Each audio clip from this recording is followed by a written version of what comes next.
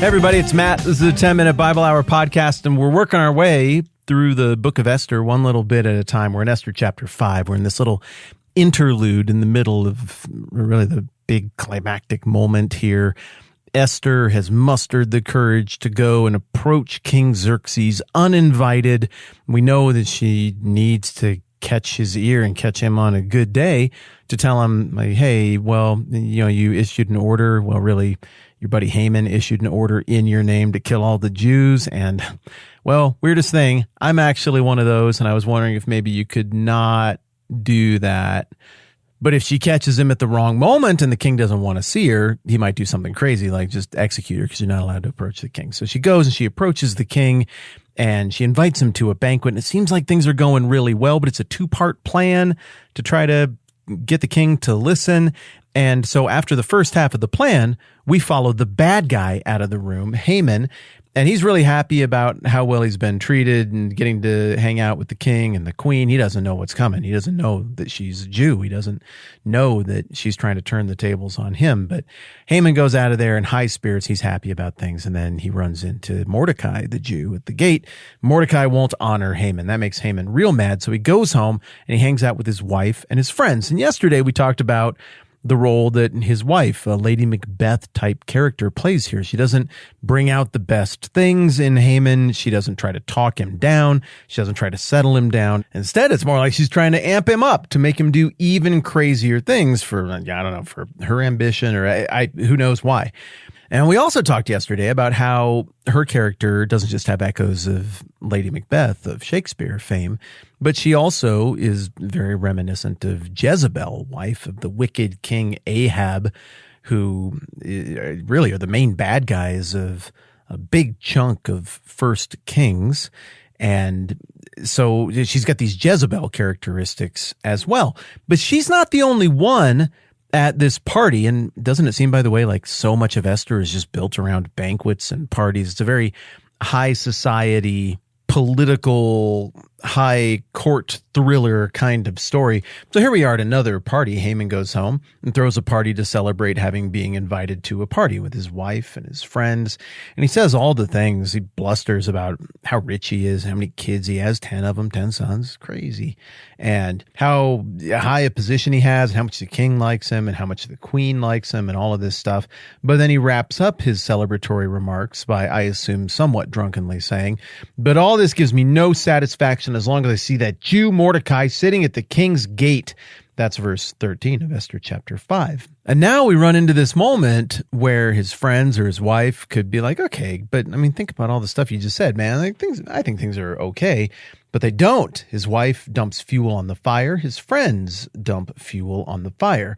And in the end, this is going to prove to be providential. That God uses their bad advice and their poorly formed friendship support to deliver his people. And so it says in Esther 5:14, his wife Zeresh and all his friends said to him, so they are in agreement.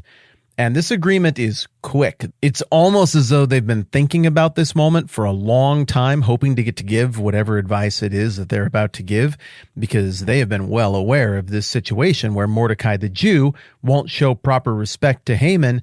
And it kind of comes off like they've conspired and it's sort of an intervention, but it needs to be his idea. He needs to ask before we can really give this advice, because they are so quick on the trigger with what Haman ought to do in response to being incredibly rich, but having one single guy not bow to him. So again, his wife Zeresh and all his friends said to him, have a gallows built 75 feet high and ask the king in the morning to have Mordecai hanged on it.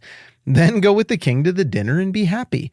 This suggestion delighted Haman, and he had the gallows built. Now, just in terms of the timeline here, this is pretty crazy, right? Because it's a 2-day banquet. Part one of the banquet is, let's just say it's a Monday. I don't think we get days of the week in here. Probably this is pretend it's a Monday. So Monday night we got our first banquet with Esther and the king. Haman goes home after that to an after party with his friends that we're reading about here.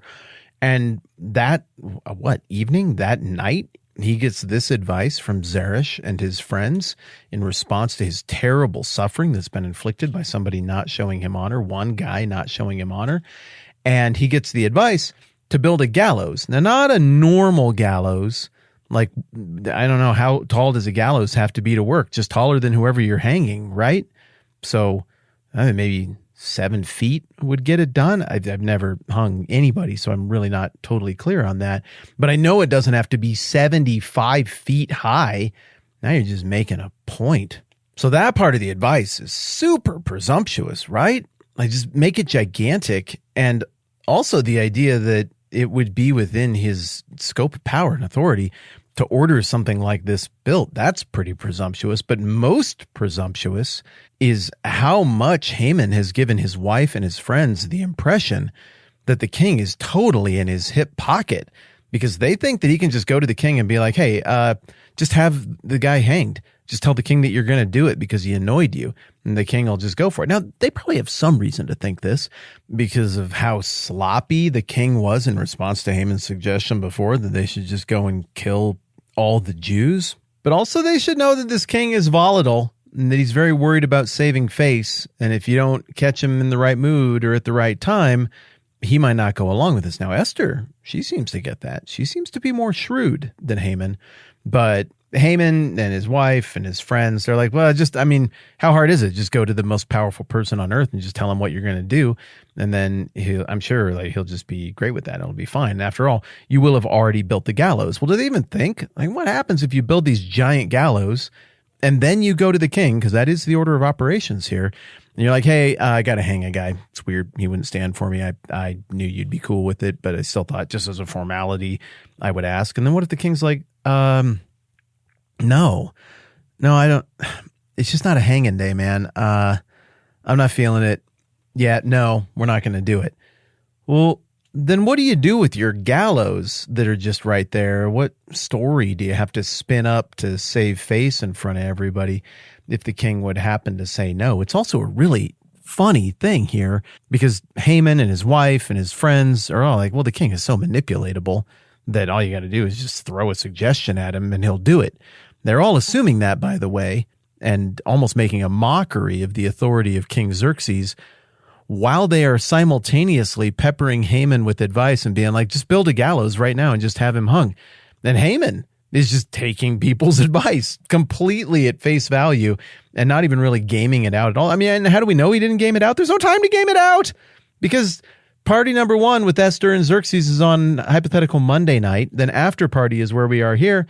And then right after this, we're going to get party number 2, which theoretically is on Tuesday. I'm going to look really dumb if I'm forgetting some part where they specify what days of the week this happened. I really don't think that's in there. But that means that a 75-foot gallows got built overnight. I mean, the Haman, I suppose, had to go wake up a bunch of craftsmen and be like, hey, I know you're doing your Monday night bedtime routine with the kiddos or whatever, but we got to build a gallows. It needs to be 75 feet high. And probably they're like, whoa, we're probably hanging a lot of people then. And then Haman has to be like, no, it's just one guy to satisfy my ego. Don't worry about it. But obviously you'll need to go start on that right now because it has to be 75 feet high. Well, could it be like 7.5 feet high? No, that doesn't quite make the point I want to make. Well, could it be like next week? No, I want it to be like tomorrow afternoon before dinner.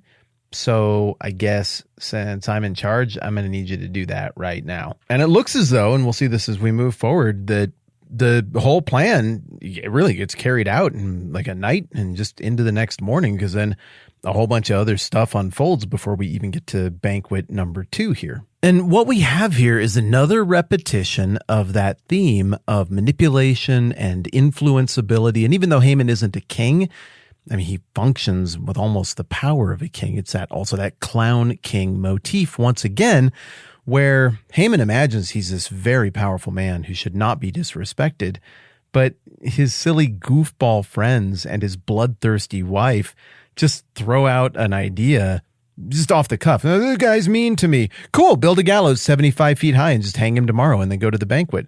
And Haman's like, I don't think I need to think that through at all. Let's just do it. Great. He uncritically accepts this bit of advice with total credulity and just orders it built so he can get that off his plate and be done with it tomorrow. Not thinking at all about how big the spectacle is, and like we were talking about, how big the potential for backfire is here as well. This theme of influence and resistance to influence and manipulation is hugely important in this book. Sometimes it's subtle, sometimes it's really overt, but it's all over the place here to contrast the insecurities and the weakness and the exploitability of even very powerful men and women with the absolutely unmanipulatability of God, who is sovereign and in control over all things, even when his name isn't being mentioned. You can trick a guy like Xerxes into doing stupid things that aren't in his or anybody's best interest. You can trick a stupid guy like Haman into doing things that aren't in his or anybody else's best interest, but God is immune to that kind of stuff. All right, we got to talk a little bit more about these friends and the very interesting plot situation and new tension that this decision to build this gallows introduces into the story next time around. All right, I'm Matt. This is a 10-Minute Bible Hour podcast. Let's do this again soon.